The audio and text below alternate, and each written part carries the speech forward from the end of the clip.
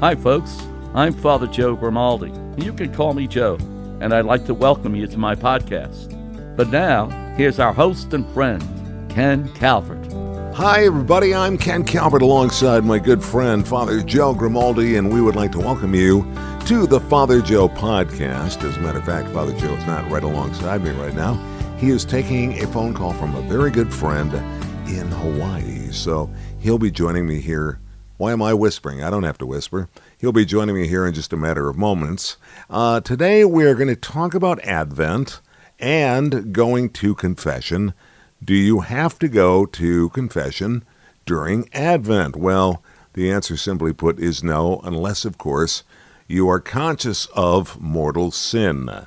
Now, Father Joe mentioned to me as well that you do see a significant rise in those of us going to confession in the weeks leading up to Christmas. So Advent is very active. Now, we have talked about confession in earlier podcasts, but I thought it might be important for those of you who are lighting the candles each and every week and getting ready for Christmas that we take on, as he sneaks into his little chair there, as we take on the discussion of going to confession once again. So let me just start with this. Father Joe Grimaldi, when exactly did the whole idea of confession sort of change?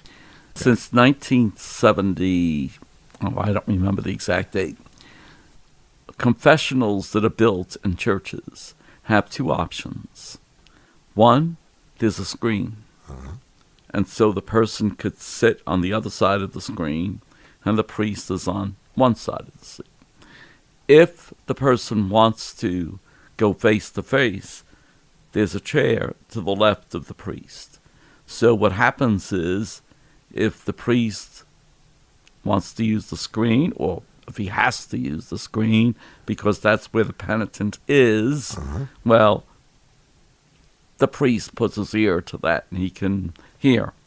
Otherwise, many people today, go face to face. They would rather, particularly if they're facing serious problems, it's easier to discuss those problems face to face than it is, bless me, Father, for absent. I've done this 3-4 times. Then I did. Well, that was 33 times I said that word, and then I said, God help us. I said, cool it, okay, cool it. I said, you can't go on like that, okay. So anyway, you're trying to get people down to reality, so that they confess sins, not that they have said the word gosh, whatever. So you're saying, in other words, in taking the Lord's name in vain. Correct, that's what they're saying. But when you speak face-to-face to people, they're able to be more relaxed. In the beginning, if they've never done it before, it's a little bit of tension. But once they begin, it's so much more a pleasant situation. It's a great conversation, a good interaction between the priest and the individual. It almost makes them feel a lot more comfortable than being rigid behind the screen and so on. The other thing, too, I find, if you're a priest that's active in the church, it doesn't matter if they're screen or not. You recognize the voice of the people. So you say, oh, is that right, Ann? So I was going to say that, like a lot of people, the anonymity tends to make it easier for them to confess their sins.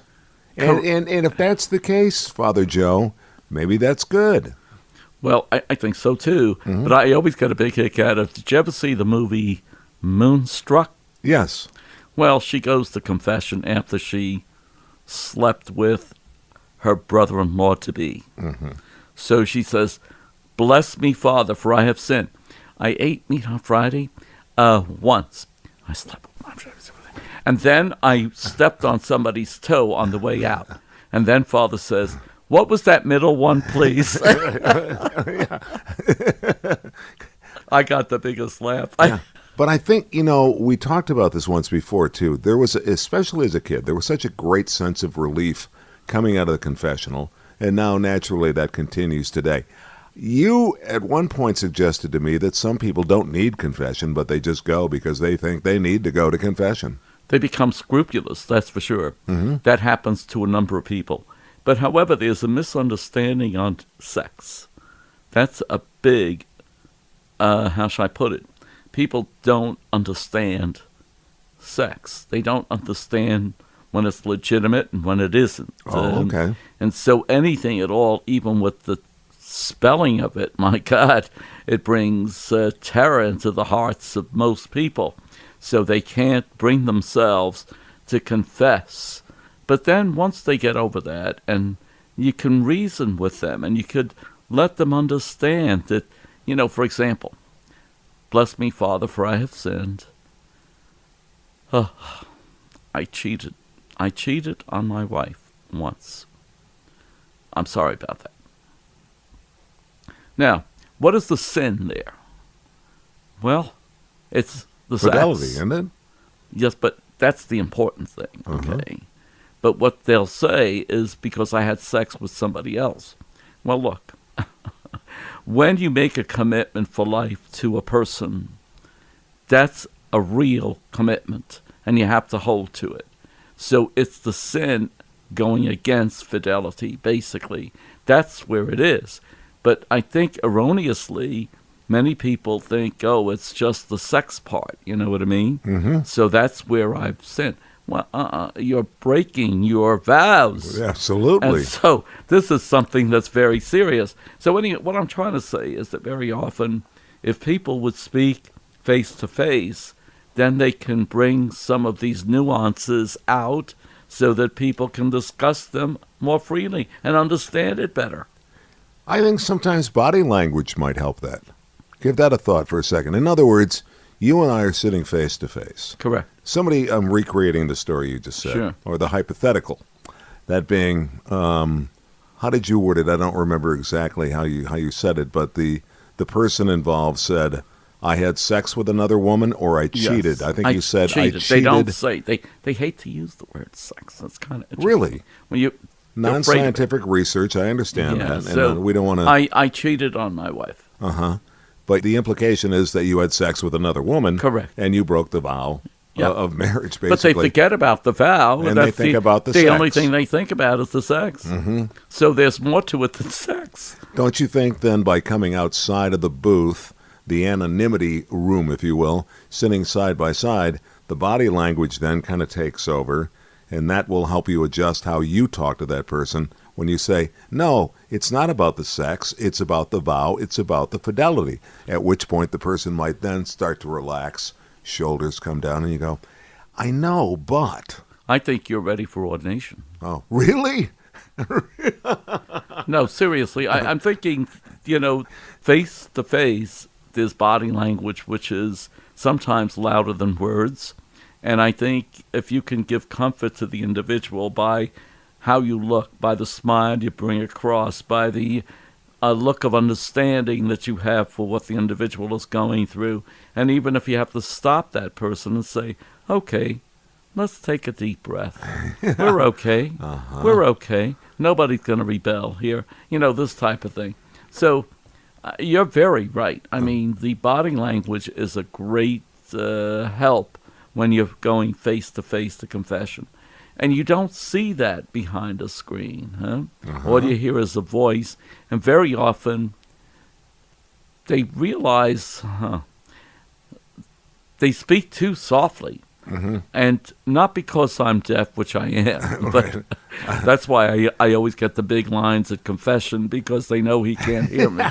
So no, you're the good priest. Yeah. Who's the easy guy? Father Grimaldi. Go to see Grimaldi. He can't hear a thing. Yeah. No, but I think if one of the things when they're so nervous behind a screen, they tend to whisper. And because they don't want you to hear what was really happening, and you have to kind of calm them down. Okay, what is it that you said? Wow, you just woke everybody up on this podcast, including your host. Now, here's something I was thinking about while you were talking. A lot of people, maybe they can transition from being in the confessional with the screen and then eventually work their way out of that situation. Let's say you kind of know who the person is, but eventually they go, I've become much more comfortable now with this priest that I think I'm going to do a side by each and talk that way. So, I mean, there's no right way, there's no wrong way, but that's the right thing to do is if you think you need to go to confession, go to confession. Now, the structure of the confessional nowadays is not, it's a room, and with a crucifix, with a candle maybe, and then side by side there is a screen with a kneeler and a chair to the left. So one of the things you could do that might help that transition, and do it very gently, would it be okay if you sat at the chair, because they can see the chair. See, it's within the vision of the penitent. So you say, if you just sit on the chair, we could go face to face, you know, this type of thing. And believe it or not, many people do that. Maybe they needed that, how should I put it, the urging for them to do it, and they'll do it. In the beginning, they're going to be shy, but once they sit down and start talking, then you could get to the root of the problem, you know. I think so many have this ingrained in their heads, a grocery list. And so I've done this 15 times, I've done this 4 times. Well, that's because we learned that in grade school. And I'm not blaming them, but that's what it is. Right. But I said, you know, all right, are we talking about lust? Is that what the problem is? Is it lust? Yeah. Yes, Father, that's what it is. I mean, but to start enumerating 20 times of this, 20 times of that, and so on. Another thing I think we have to be careful about is, we've discussed it before, the difference between mortal and venial sins, terms that are no longer used, serious sin and not so serious sin. You know, it's the idea that for years people thought they were going to go to hell because they were eating meat on Friday. Right. Well, what's happened? All of a sudden, that's become a venial sin. Right. I mean, you know, no. Wait, I'm going to correct you there. Yeah. Last time I checked, it is okay now to eat meat on Friday. Of course. So. The good thing that happens with an interchange face-to-face is you can discuss the root of what the problem is, as opposed to, 15 times saying GD. You know what I mean? You know, last week I was telling you about a friend of mine who will admit to this, that he cannot look people in the eye. I think one of the reasons why some people may want to go behind the screen is they have a difficult time, especially when it's a difficult time for them to look you, the priest, in the eye. Sure. To have to confess that they kind of stepped out of line here. This is going to be a tough thing for me to have to tell you, Father. Now, a lot of these people also sort of assume that you're more or less a member of the police force of God. But once again, you're ready for ordination. Oh, is that it? Yes. Well, I think that... Because, I mean, you're right on. You're right on in what you're saying. See, one of the things the people have in mind is that the priest is on a pedestal. Yes. He can do no wrong. And you're kind of wearing a badge. And you wear, yes. And so what happens is, how should I put it? They're scared to death of you and so on and so forth. But once they begin to realize that you mess up just like anybody else, maybe they would find it easier to talk to that individual rather than be afraid of the priest, who is all perfect. Well, he's not all perfect. He's human. He's going to have the same inclinations that anybody else has. And so knowing that he's in that state, you can be more, how should I put it, much more at ease, and you can discuss whatever it is that's really bothering your advancement in spirituality. That's what it's all about. I have a final question for you, because, bless me, Father, but we are running out of time. Some people have something that's way, way, way in their past, and they've been waiting a very long time to bring it forward in the form of a confession. I'm not talking about being on, unfortunately, the deathbed situation. I'm talking about prior to that, where it's just been troubling them. What advice do you have for that person that may be sitting on something that they really want to confess, but they're just flat out afraid to do it? Do you have some advice?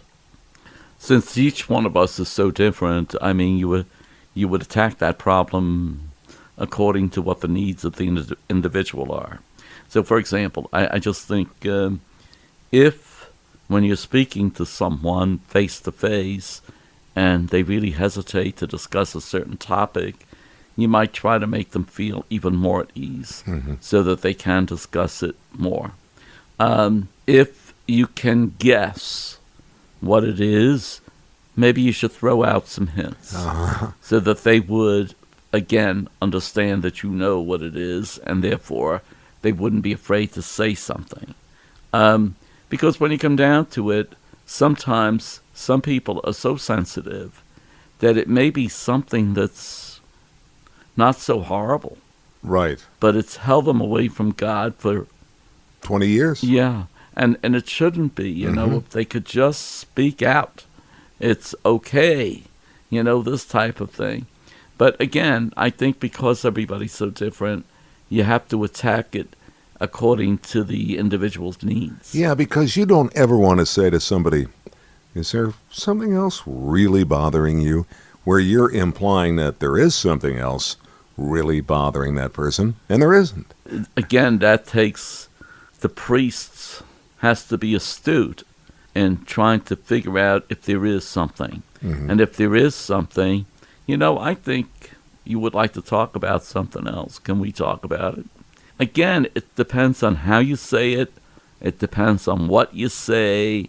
You can't be presumptuous. That's why I agree with you. You can't be presumptuous, but by the same token, all they need to hear is the right word, and they would, you know, open up. In other words, you can go, look at Calvert, you're not fooling anybody. Give it up right now. You give it up or you're not leaving this church. And we're all human. Yeah. You know, we have to remind ourselves of that a lot. Now, allow me to say this, and don't interrupt me, okay? Please, excuse me for being harsh here. But bless me, Father, for our time is up, and we have to move along now. We have other topics that we need to discuss, and I look forward to moving on to the next topic, which I'm not going to share with you right now. I'm going to make you wait. That'll be your compelling tease. I have a great idea for our next podcast. So, ladies and gentlemen, you're going to have to come back next week for another edition of the Father Joe Podcast. I'm Ken Calvert, along with Father Joe, and I'd like to thank you so much. I can't wait to see what that is. Well, you're just going to have to wait. Thank you, everybody. Thank you.